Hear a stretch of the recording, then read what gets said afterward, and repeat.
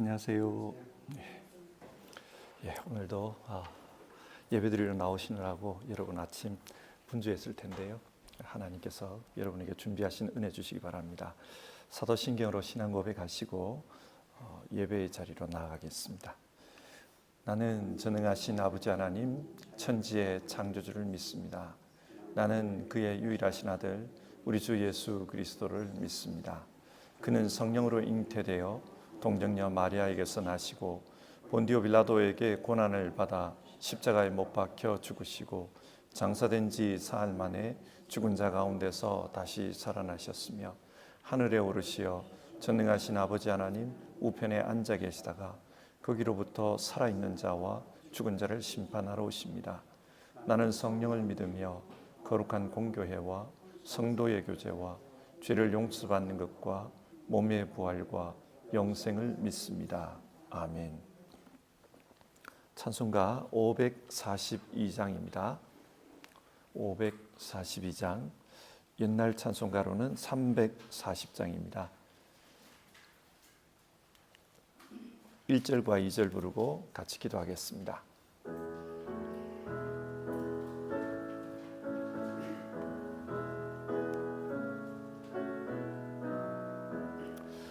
구주 예수 의지함이 심히 기쁜 일일세 영생 허락받았으니 의심하주 없도다. 예수 믿는 것은 받은 증거 많도다. 예수 귀한 예수 믿음 더욱 주소서.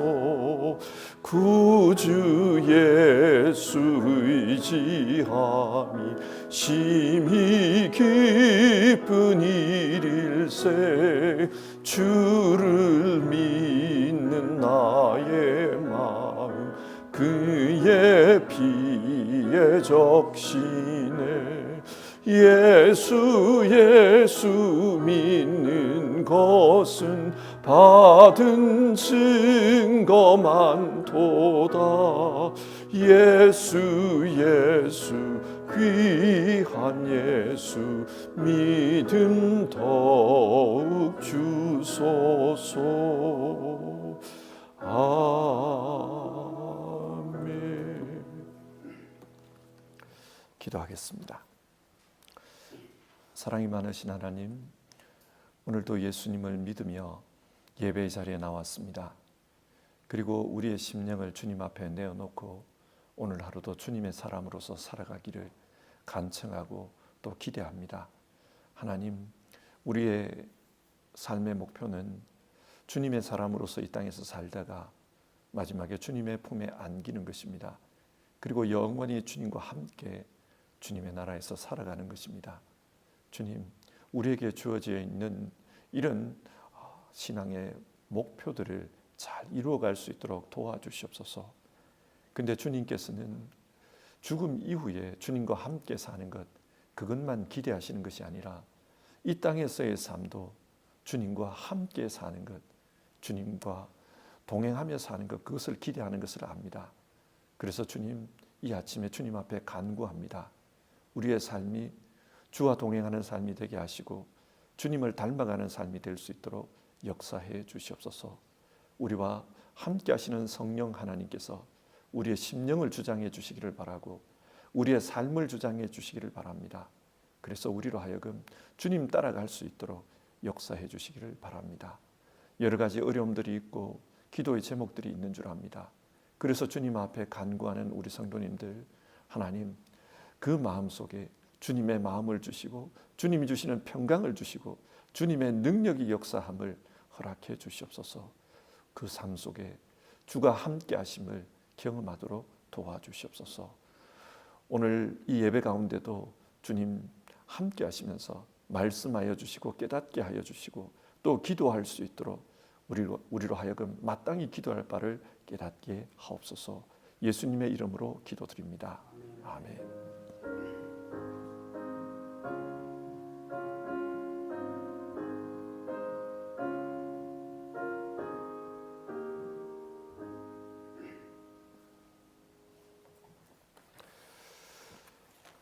오늘 읽으실 성경 말씀은 고린도전서 9장의 말씀입니다.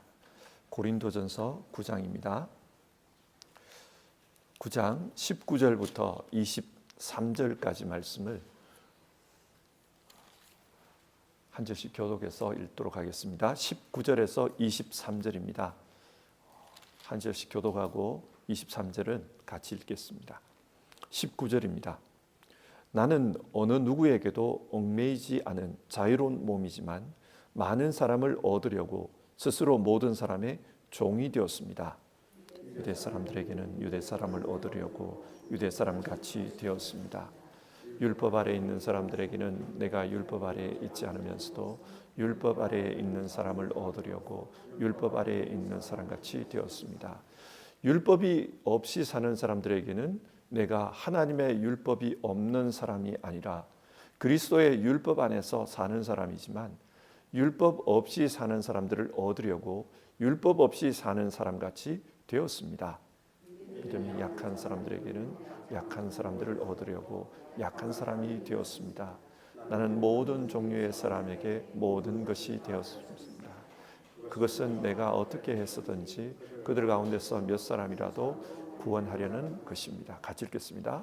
나는 복음을 위하여 이 모든 일을 하고 있습니다. 그것은 내가 복음의 복에 동참하기 위함입니다. 아멘. 성경을 읽을 때 한 구절에 집중하는 것도 좋지만 성경 전체를 생각하면서 읽는 것이 좋습니다. 그렇게 보면 고린도전서 8장부터 10장까지는 내용상 하나의 단락입니다. 우상에게 바친 제물을 먹어도 되느냐 안 되느냐 그 문제에 대해서 말하고 있습니다. 그런데 이 단락 중간에 나오는 9장을 보면 내용상 전혀 다른 이야기를 하고 있는 것 같습니다. 사도의 권리에 대해서 이야기하고 있습니다. 바울은 우상에게 바친 제물을 먹어도 되느냐 되지 않느냐 이 이야기를 하다가 왜 갑자기 사도의 권리에 대한 이야기를 하는 것일까요? 고린도전서 8장을 보면요, 고린도 교회 안에 우상에게 드려진 음식을 먹는 것과 관련해서 두 부류의 사람이 있었음을 알 수 있습니다. 한 부류는 믿음이 강한 사람들입니다. 이들은 우상은 실제 존재하지 않는 신이다. 따라서 우상에게 드려진 음식을 먹어도 우리에게는 아무런 일이 일어나지 않는다. 그렇게 생각합니다. 그래서 이들은 우상에게 드려진 그런 제물이, 그런 음식이라도 믿음으로 자유롭게 먹어도 된다. 그렇게 주장했습니다. 하지만 다른 부류는 믿음이 약한 사람들입니다. 이들은 우상에게 제사한 음식은 우상 숭배와 연관이 있다고 생각합니다. 그래서 그 음식을 먹으면 우상이 자기에게 역사한다고 믿습니다. 그렇기 때문에 이런 음식을 먹으면은 귀신이 해코지한다. 그런 생각이 있어요. 그래서 절대로 먹으면 안 된다. 그렇게 주장했습니다. 사람들은 이렇게 주장하는 사람들을 믿음이 약한 자라고 말했습니다. 자, 이런 상황에서 바울은 믿음이 강한 사람들에게 먼저 권면했습니다. 나도 당신들의 생각에 동의한다. 사실 그런 음식을 먹는다고 해서 무슨 문제가 생기는 것은 아니다. 그러나 먹고 마시는 것보다 사람의 영혼을 살리는 것이 더 중요하다. 믿음이 약한 사람들이 당신들의 행동을 보고 신앙적으로 실족하고 있다. 그런데 굳이 그렇게 음식을 먹어야 되겠는가? 나라면 먹지 않겠다. 나는 먹고 마시는 것보다 형제들의 신앙을 세워주는 것이 더 중요하다고 생각한다. 형제들의 신앙을 세워주는 것, 그것이 하나님께 영광을 돌리는 일이다. 그렇게 권면했습니다. 믿음이 강한 사람들에게 믿음이 약한 사람들을 배려해라. 그게 바른 신앙이다. 그렇게 주장했습니다. 그게 고린도전서 8장의 내용입니다. 이어서 바울 사도는 자신이 고린도에서 복음을 전할 때 어떻게 교인들을 배려했는지 그것을 이야기합니다. 그게 9장의 내용이에요.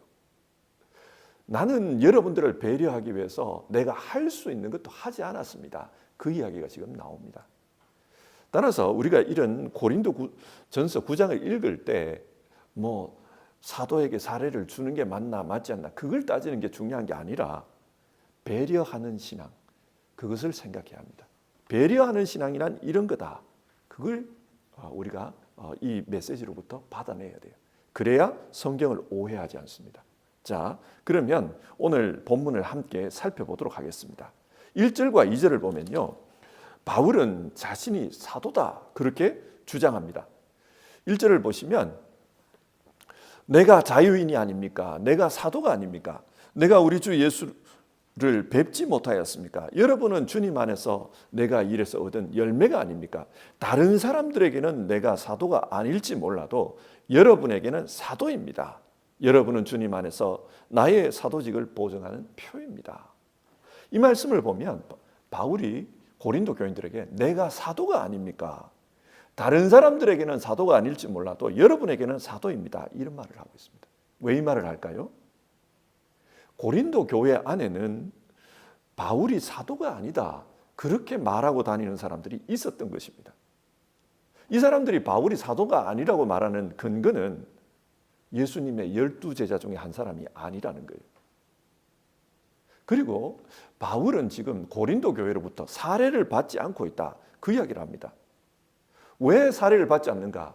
사례 받을 자격이 없으니까 자기가 스스로 찔려서 안 받는 거다. 그 사람 사도 아니다.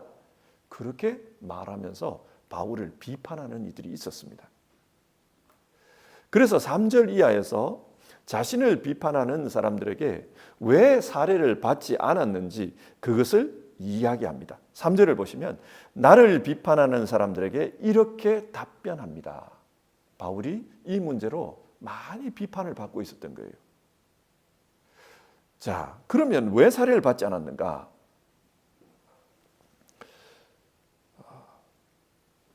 먼저 바울은 자신도 사례를 받을 권리가 있다는 것을 말합니다. 왜 사례를 받을 권리가 있다고 하는가? 자기와 똑같이 복음을 전하는 다른 동력자들도 사례를 받고 있기 때문이라고 합니다. 5절과 6절을 보면요, 우리에게는 다른 사도들이나 주님의 동생들이나 게바처럼 믿는 자매인 아내를 데리고 다닐 권리가 없단 말입니까? 나와 바나바에게만 노동하지 않을 권리가 없단 말입니까? 여기에 보면 다른 사도들 그리고 주님의 동생들이 나옵니다.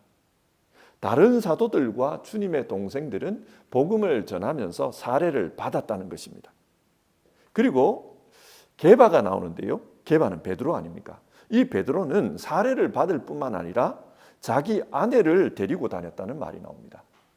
아내와 함께 다니니까 가정 생활을 위해서 돈이 필요했겠지요.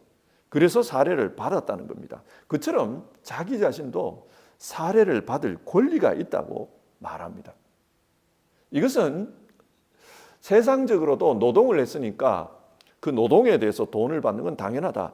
그뿐만 아니라 구약 성경에도 하나님의 일을 한 사람들은 사례를 받도록 되어 있다. 그 이야기를 해요. 그래서 9절과 10절을 보면 모세의 율법에 기록하기를 타작 일을 하는 소에게 망을 씌우지 말아라 하였습니다. 하나님께서 소를 걱정하신 것입니까? 그렇지 않으면 우리 모두를 위하여 말씀하신 것입니까? 그것은 우리를 위하여 하신 말씀입니다. 하나님을 위해서 일하는 사람들, 그 사람들은 자기 먹을 것을 먹을 수 있도록 하나님께서 조치해 주셨다는 겁니다. 구약의 레위인들이 그렇지요. 그처럼 복음을 위해 일하는 사람들이 복음 때문에 사례를 받는다고 해서 그게 성경적으로 문제가 되는 건 아니다. 그 이야기를 합니다. 하지만 자신은 그렇게 하지 않았다는 거예요. 왜 그렇게 하지 않았는가? 12절을 보면 이유가 나옵니다. 그러나 우리는 이런 권리를 쓰지 않았습니다.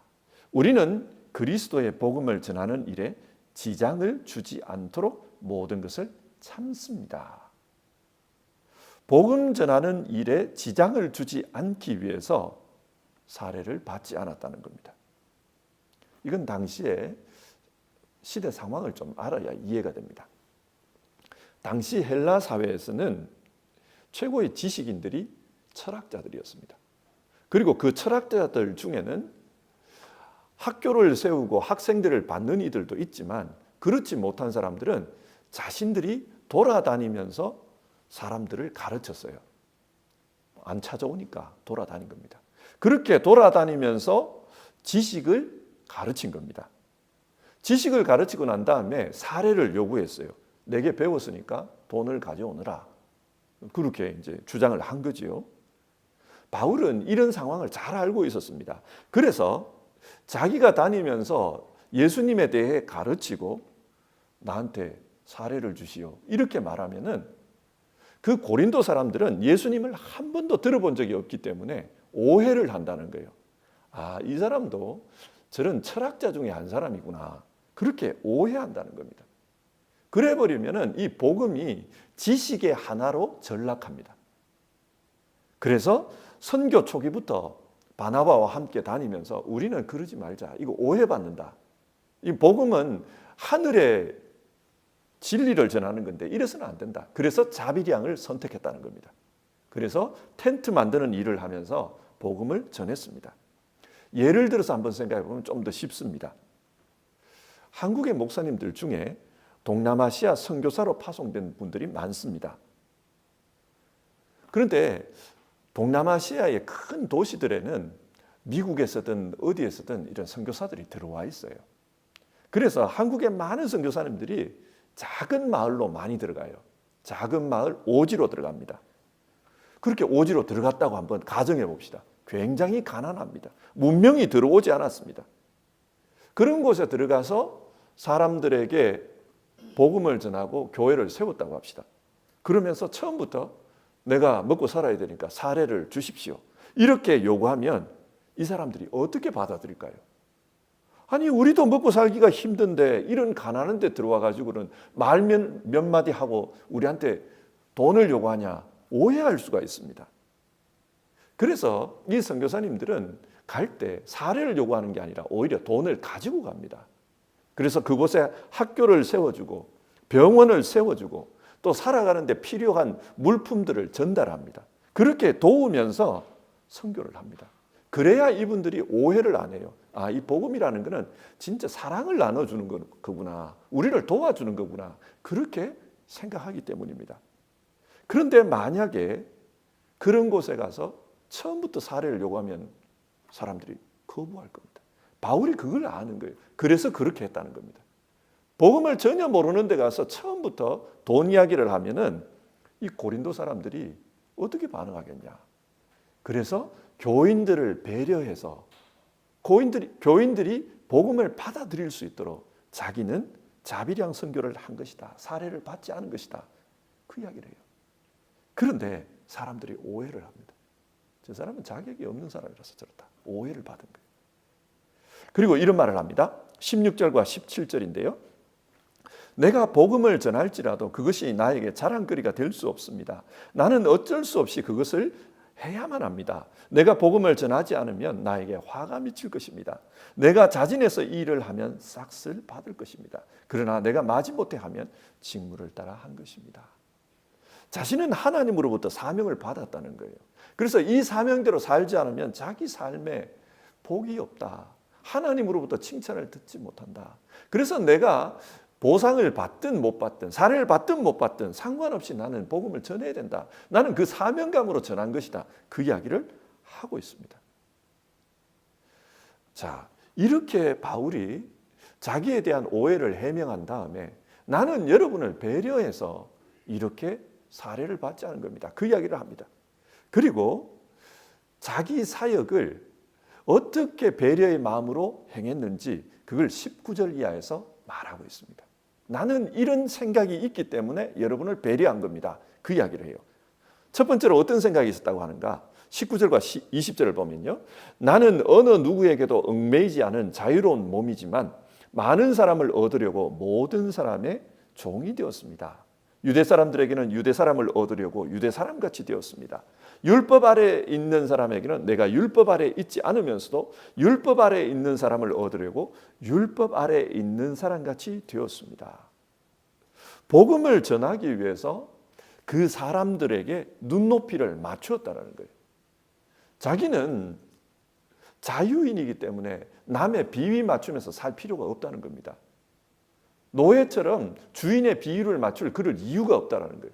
그렇지만 스스로 노예가 됐다는 겁니다. 복음 전하기 위해서 유대 사람에게는 유대 사람 방식으로 비위를 맞췄고 율법 모르는 사람에게는 율법 모르는 사람처럼 비위를 맞췄다. 그것을 이야기합니다. 무슨 말입니까? 자기 자신을 내려놓았다는 거예요. 자기도 생각이 있고 자기도 살아가는 삶의 방식이 있지만 감정이 있지만 그러나 복음을 위해서 그거 다 내려놓았다. 맞춰갔다. 그 이야기를 합니다. 아가씨들이 아줌마가 되어가는 과정을 보면 재밌어요. 아가씨들이 결혼하기 전에 제일 꿈입니다. 얼마나 잘난 체 하는지 모릅니다. 말도 도도하게 하고요. 그런데 결혼을 하고 아기가 생기면 완전히 달라져요. 머리도 흥크러집니다. 꾸며봤자 애들 돌보면 다 흥크러지니까. 화장도 잘 안 해요. 옷도 늘 추리닝 같은 거 입고 뭐 그렇게 살아요. 여러분 왜 그렇습니까? 더 중요한 게 생겨버렸기 때문에 그렇습니다. 내 자신보다 더 중요한 내 아이가 생겼기 때문에 그 아이에게 나를 맞춰가는 겁니다. 내 외모도 맞춰가고 생각도 맞춰가고 시간도 맞춰가고 모든 게 다 그렇게 맞춰집니다. 바울이 지금 그 이야기를 하고 있습니다. 여러분에게 나에게 여러분은 그렇게 중요한 사람들입니다. 그렇기 때문에 나는 여러분에게 나를 맞추었습니다. 그게 내가 여러분에게 할 수 있는 배려였습니다. 그 이야기를 하고 있어요. 두 번째로 바울은 그렇게 고린도 사람들에게 복음을 전하면서 최선을 다했다. 그 이야기를 해요. 24절인데요. 경기장에서 달리기 하는 사람들이 모두 달리지만 상을 받는 사람은 하나뿐이라는 것을 여러분은 알지 못합니까? 이와 같이 여러분도 상을 받을 수 있도록 달리십시오. 바울은 지금 복음 전도를 달리기 선수에다가 비유하고 있습니다. 이 당시에 올림픽 같은 그런 게임들이 많았기 때문에 사람들이 이거 잘 알아들어요. 그렇게 여러 선수들이 경쟁을 하지만 결국 메달 따는 사람은 한 사람 아닌가. 그리고 그 메달을 따기 위해서 최선을 다하지 않는가. 나도 하나님 앞에서 그렇게 최선을 다했다. 그 이야기를 하는 겁니다. 언젠가 그 한국 방송에서 국가대표 선수촌을 한번 이렇게 비춰준 적이 있습니다. 다큐멘터리처럼 비춰줬는데 보니까 해가 뜰 때쯤 되니까 일어나더라고요. 6시죠. 6시에 기상을 해가지고 그 산악 구보를 하더라고요. 산악 달리기를 막. 그렇게 뛰고 와서 이제 아침을 먹더라고요. 아침 먹고 나서 잠시 쉬고는 오전 훈련이 있었습니다. 그래서 오전에 막 이 훈련을 하고 또 점심 먹고 또 잠시 쉬는 시간이 있고 또 오후 훈련이 있는 거예요. 주로 이제 체력 단련이죠. 그런 걸 막 하더라고요. 그리고 또 저녁 먹고는 또 기술 훈련하는 거예요. 그래서 기술 훈련하고. 그러니까 잘 때까지 6시부터 10시까지 하루 종일 훈련이에요. 먹고 쉬고 훈련하고. 그걸 이게 예를 들어서 내년에 올림픽이 있다. 올해 올림픽 있잖아요. 그러니까 올림픽이 있다 이렇게 돼버리면 그 경기 이게 국가대표 선수로 선발되는 순간부터 올림픽 끝날 때까지 그렇게 사는 거예요. 바울이 지금 그 이야기를 합니다. 고린도후서 11장을 보면은 자신이 복음을 전하면서 얼마나 많은 고난을 겪었는지 그 이야기를 합니다. 때로는 매를 맞았다. 때로는 돌에 맞아서 죽을 뻔하였다. 때로는 감옥에 갇히기도 했다. 어떤 때는 길에서 자야만 했고 며칠을 굶주리기도 했다. 또 어떤 때는 배를 타고 가다가 그 배가 파손을 해가지고 죽을 뻔하기도 했다. 그 이야기를 합니다. 그럼에도 불구하고 자기 자신은 언제나 교회만 생각했다는 거예요. 그래서 고린도후서 11장 28절을 보면 모든 교회를 염려하는 염려가 날마다 내 마음을 누르고 있습니다. 그렇게 고생하면서도 늘 잊지 못하는 게 내가 늦으면은 교회가 어떻게 될까? 내가 이어서 쓰러져 버리면 교회가 어떻게? 늘 그 생각을 했다는 거예요. 자신은 최선을 다했다. 그 말을 합니다. 자기가 사도로서 고린도 교인들을 위한 배려가 뭐였냐? 사람들에게 어려움이 없도록 불편함이 없도록 늘 최선을 다했다. 그걸 이야기를 합니다. 세 번째로 배려하기 위해서 어떻게 살았는가? 절제를 이야기합니다. 25절을 보면 경기에 나서는 사람은 모든 일에 절제를 합니다. 그런데 그들은 썩어 없어질 월계관을 얻으려고 절제를 하는 것이지만 우리는 썩지 않을 월계관을 얻으려고 하는 것입니다. 그 운동 경기에서 이겨봤자 머리 위에 월계관 하나 올려주는 그게 다라는 거예요. 그 명예 그게 다라는 겁니다. 그런데 그걸 위해서 선수들이 그렇게 절제한다는 거예요. 하물며 하나님 앞에 서기 위해서 하늘의 면류관을 위해서 우리가 절제해야 되지 않겠는가? 그 이야기를 합니다. 바울이 이 이야기를 하는 이유는 절제를 하지 못해서 넘어지는 사람들을 너무 많이 보았고 잘 알기 때문입니다. 우리가 잘 아는 대로 신앙의 위인 중에 한 분인 다윗도 자기 절제가 안 돼가지고 그 바세바 사건으로 큰 어려움을 당했습니다. 솔로몬은 어떻습니까? 그렇게 세상의 모든 지혜를 가지고 있었지만 인생의 그 화려함, 물질의 화려함, 또 여자들의 그 쾌락, 그걸 절제하지 못해가지고 마지막에는 부패해서 쓰러지는 것을 우리가 봅니다. 이처럼 성경에는 절제가 안 돼가지고 넘어지는 사람이 너무 많다는 거예요. 그리고 선교 다니면서도 그런 걸 많이 봤다는 겁니다. 그래서 하나님 나라를 위해서 절제해야 된다. 사람들의 그 이야기를 해요. 그런데 이 이야기하기 전에 자기가 그렇게 살고 있다는 겁니다. 왜 사례를 받지 않느냐? 절제입니다. 자기도 배고플 때가 있을 거예요. 그러면 교인들로부터 사례를 받으면 풍족히 먹을 수 있지 않습니까? 그런데 절제했다는 겁니다. 왜냐? 그걸 놓쳐버리면은, 이 절제에서 넘어져 버리면은 사람들이 시험에 들 수 있다. 오해할 수 있다. 그래서 절제했다는 겁니다. 아마 여러분들도 그러실 텐데 저도 교회에서 이렇게 일을 하다 보면 말이 참 힘들다는 걸 느껴요. 아라고 했는데 어라고 받아들이는 경우가 있습니다. 오해를 하는 거죠. 이 곡해가 되는 경우가 있습니다. 그래서 이게 말의 절제가 안 돼 버리면은 굉장히 곤란한 일들이 교회에서 참 많이 생겨요. 그래서 목회하면서 참 어려운 문제 중에 하나가 말로서 사람들을 만나고 말로서 사람들을 권면하는데 이 말에 절제가 안 돼 버리면 이게 참 큰 낭패를 당할 때가 많다는 겁니다. 우리 신앙생활이 그렇습니다. 이렇게 내가 저 사람에게 이 말 해버리면 저 사람 시험 든다. 그래서 꼭 참는 거, 그게 중요하죠. 바울이 지금 그 이야기를 합니다. 내가 여러분을 위해서 많이 절제했습니다. 할 말은 많지만 하지 않겠습니다. 그겁니다. 자, 오늘 말씀을 한번 정리해 봅시다. 바울은 지금 우상에게 제사한 음식을 먹어도 되느냐, 먹으면 안 되느냐, 그 이야기를 하다가 믿음이 강하다고 생각하는 여러분이 믿음이 약한 분들에게 배려해 주십시오. 그걸 주장했습니다. 그리고 자기 자신이 실제적으로 고린도 교인들에게 어떻게 배려했는지 그걸 이야기합니다. 나는 이렇게 배려했습니다. 여러분도 이렇게 배려하십시오. 그게 중요합니다. 그 이야기를 하고 있는 거예요. 그런데 이렇게 배려를 하다 보면 오해를 받을 수 있습니다. 바울이 지금 그렇잖아요. 그리고 많은 사람들로부터 욕을 먹을 수도 있습니다. 너는 사도가 아니다. 너는 사례를 받지 않는 걸 보니까 너 문제 있는 사람이다. 그렇게 될 수가 있습니다. 그러나 그럼에도 불구하고 오해받음에도 불구하고 자신은 배려의 삶을 살았다는 거예요. 어떻게 배려했는가? 자기 자신을 내려놓았다고 합니다. 사람들에게 맞추면서 살았다. 그 이야기를 하고 있고요. 그리고 최선을 다했다. 저분들에게는 피해가 가지 않도록 내가 최선을 다했다. 그 이야기를 합니다. 그리고 해야 할 말, 이런 걸 참았다는 거예요. 해서는 안 될 행동이라고 생각되면 하지 않았다. 절제했다. 그걸 말합니다. 이걸 우리에게 한번 적용해 봅시다. 세상에서 제일 어려운 게 사람과 함께 사는 겁니다.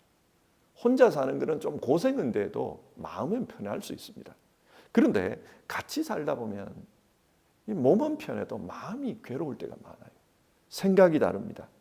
살아가는 방식이 다릅니다. 그래서 말이 많고 참 괴로운 일들이 많습니다. 이렇게 서로 다른 사람들과 함께 살아가는 것 힘든 일이에요. 제일 힘든 게 어쩌면 가정생활일 수 있습니다. 가장 가깝기 때문에 가장 힘듭니다. 교회도 그렇습니다. 신앙 안에서 한 형제 자매라고 하지만 그래서 힘듭니다. 오늘 우리가 이 성경을 읽으면서 내가 가정 안에서, 내가 교회에서 어떻게 신앙하는 게 진짜 주님을 닮아가는 거냐, 우리 그걸 좀 생각했으면 좋겠습니다. 바울은 그렇게 말합니다. 나는 아예 마음을 내려놓았습니다. 그 이야기를 해요. 마음을 내려놨습니다. 그리고 내가 해야 될 일에 최선을 다하는 그 일에 나는 집중했을 뿐입니다. 그리고 나는 절제하면서 살았습니다. 그걸 말합니다. 우리가 가정에서도 교회에서도 바울이 오늘 이 성경을 통해서 말하고 있는 것을 좀 생각해 봤으면 좋겠습니다. 그리고 하나님의 사람으로서 우리도 하나님의 공동체를, 가정 공동체를, 교회 공동체를 세워가는데 바울처럼 이렇게 주의 일꾼으로 쓰임 받기를 바랍니다. 같이 찬송하고 기도하겠습니다. 212장입니다. 212장. 212장 옛날 찬송가는 347장입니다. 우리 1절, 2절, 3절 세 절을 부르고 기도하겠습니다.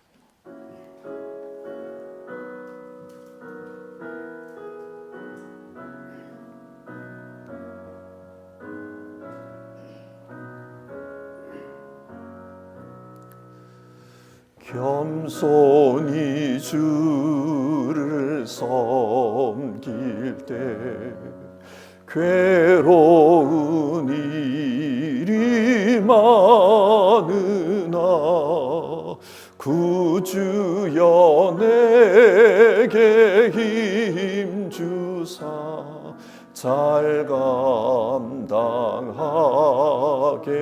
하소서. 인자한 말을 가지고 사람을 감화시키며 갈 길을 잃은 무리를 잘 인도하게 하소서. 구주의 귀한 인내를 깨달아 알게 하시고 굳건한 믿음 주셔서 잘 승리하게 하소서. 아멘. 우리 오늘 살펴본 성경 말씀 생각하면서 같이 기도하겠습니다. 우리 모두는 가정에서도 또 교회에서도 하나님의 공동체를 세워가라고 부르심을 받은 사람들입니다. 그래서 믿음이 강한 자들에게 약한 자들을 배려해라, 그것을 말하고 있습니다. 바울은 자기 자신을 예로 들면서 나는 배려하기 위해서 다 내려놨습니다, 그 이야기를 합니다. 그리고 하나님께서 내게 주신 것, 그거에 나는 최선을 다할 뿐이지 다른 건 난 생각하지 않았습니다, 그 이야기를 하고요. 그리고 내가 할 말도 많고 억울한 것도 많고 분한 것도 있지만 그래도 내가 절제합니다, 그런 말을 합니다. 그리고 여러분도 이렇게 신앙하십시오, 그렇게 약한 자들을 세워가십시오, 그걸 말합니다. 이 말씀 가지고 우리 기도합시다. 가정에서, 교회에서, 하나님의 공동체 안에서 하나님, 나도 정말로 섬기는 자로서 이렇게 살고 싶습니다, 도와주십시오. 우리 그렇게 같이 기도해 봅시다.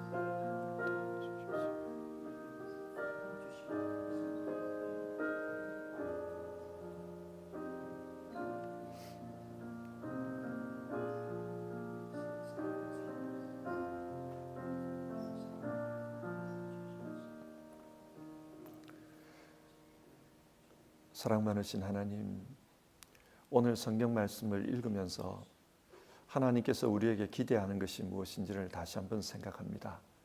하나님께서는 우리 각자에게 사명을 주셨습니다.